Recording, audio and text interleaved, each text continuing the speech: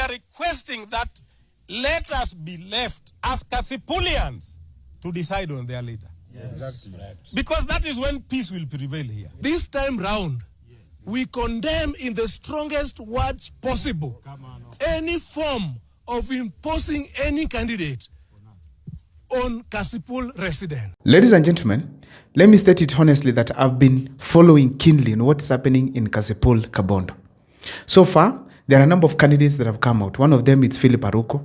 We have Manibior, and the son to the late Member of Parliament, that is Charles Ongondo Were. Ladies and gentlemen, these people came out, and what are they saying?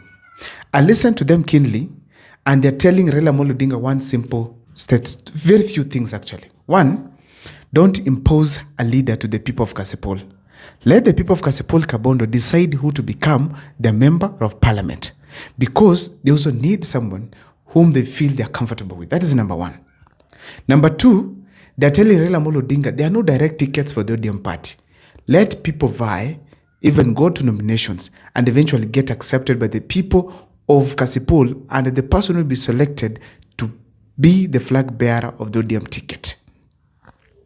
Ladies and gentlemen, those people in that group, they're also telling Raila Amolo Odinga they do not want intimidations.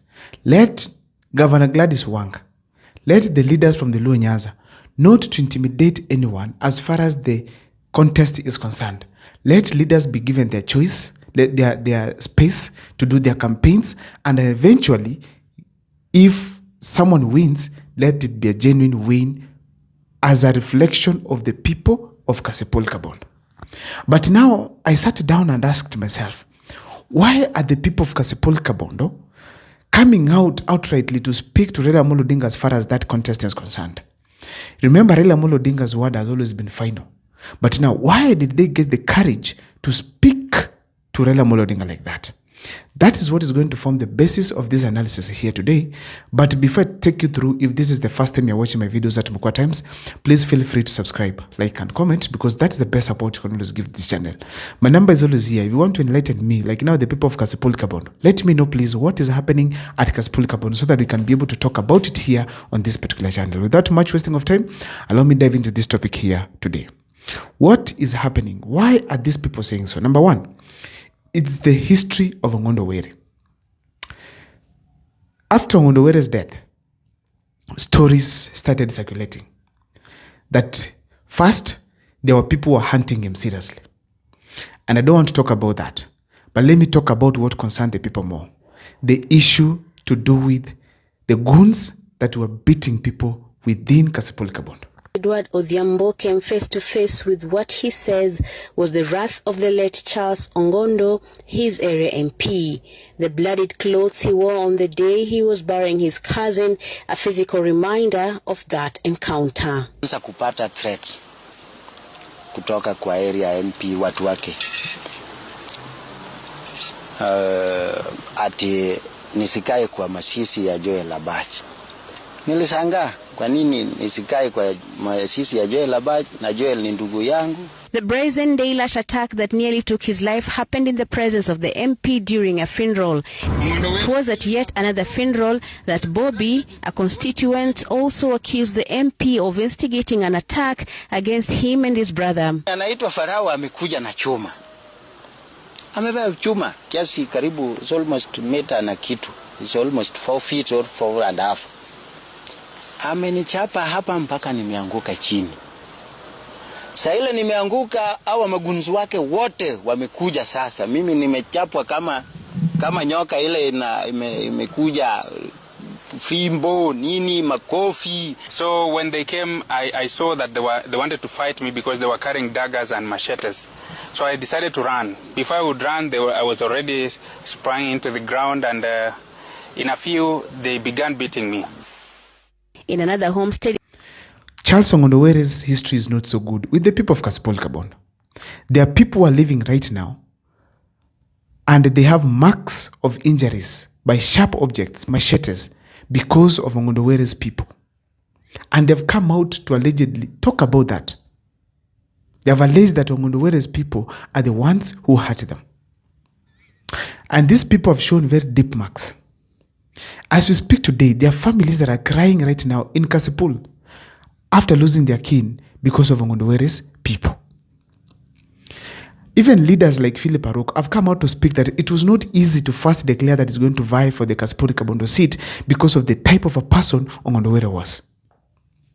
It is not easy. It was not easy during Ongondowere's time to go against him. And it was even said that even in the police stations, you could not just go and report Ongondowere. People have come out that he personally threatened some of them.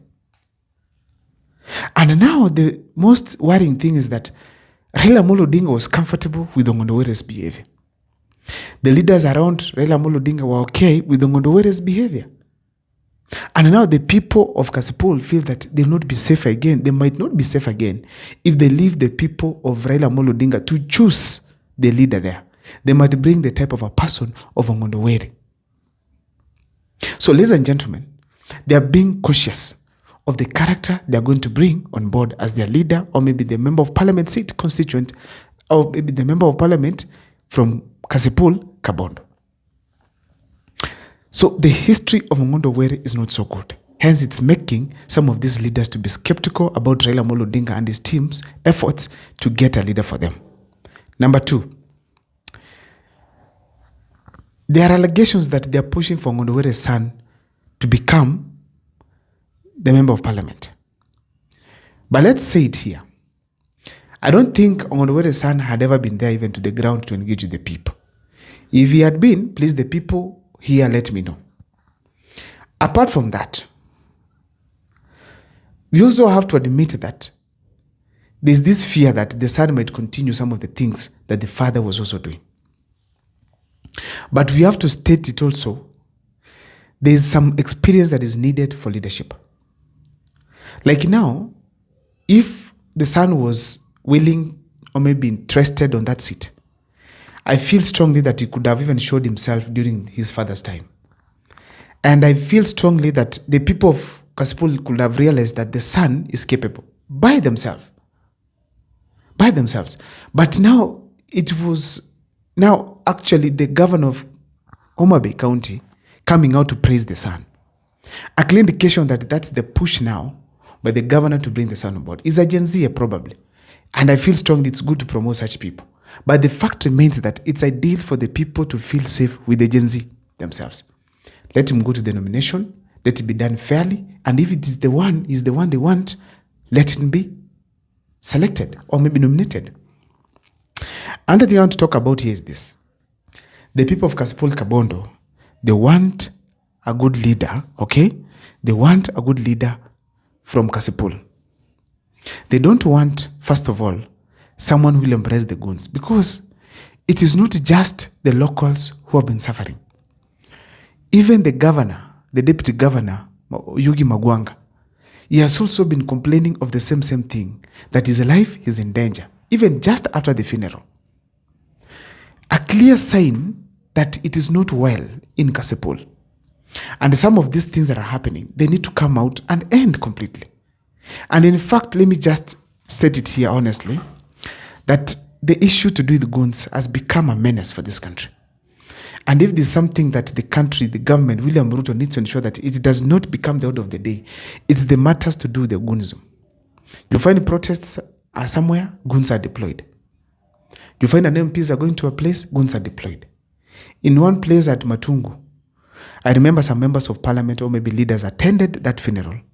Goons went there, destroyed chairs, tents, things were broken. The funeral was in chaos. And actually, after the funeral, the family of that was bereaved had to use a lot of money of about 1 plus something million, 1 point something, to pay for the damages. Some of the tents that were hired, the seats that were destroyed, and many other things. That should not be the order of the day. Let us make Kenya a free place to operate in terms of the politics. Let abductions not to be there. Let goons not to be there. Let people sell the agenda. If you're using money, use. If you're using your agenda, use. If you're using your Sarah, use. I don't know what is your take, but that's what I think is happening to the people of Kasipul. They want a better leader. This is a big blow to Raila Amolo Odinga in the sense that people have noticed his weaknesses. And now they're speaking out to ensure that Raila Amolo Odinga does not repeat the same mistakes he made by protecting Ongondo Were, regardless of the things that were happening back at Kasipul. I don't know what is your take on the comment section. Share with me what you think.